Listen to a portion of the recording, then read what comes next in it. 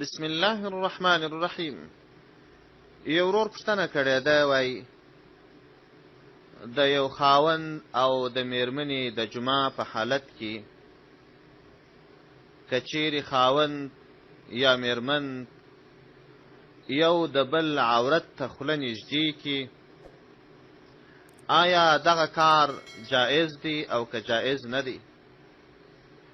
د دغه ورور د پوښتنې په جواب کې باید ووایم چې خاوند ته جایزه ده چې د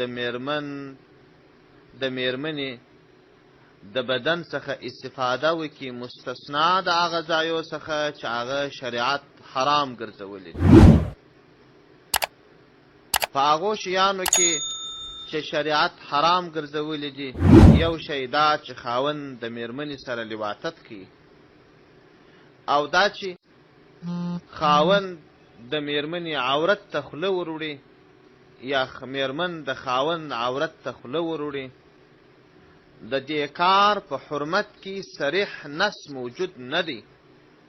البته د علماو تحقیق دا دی چې دا د همت، غیرت او د انساني شرافت خلاف عمل دی.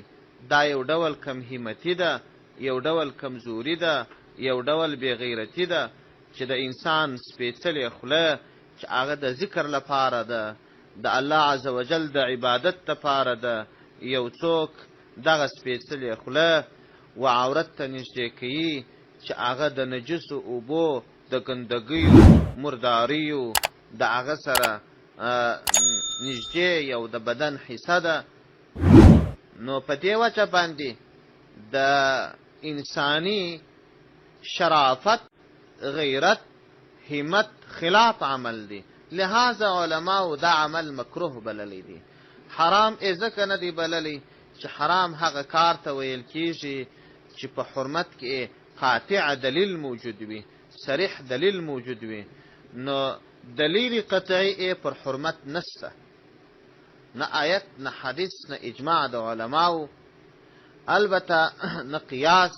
داسې خو دا چې مخکې مې د خبرې وکړلې، دلایل مې وویل، نو په دې لحاظ باندې علماو دا کار مکروه بللی دی، ځان ځینې ساتل پکار دی.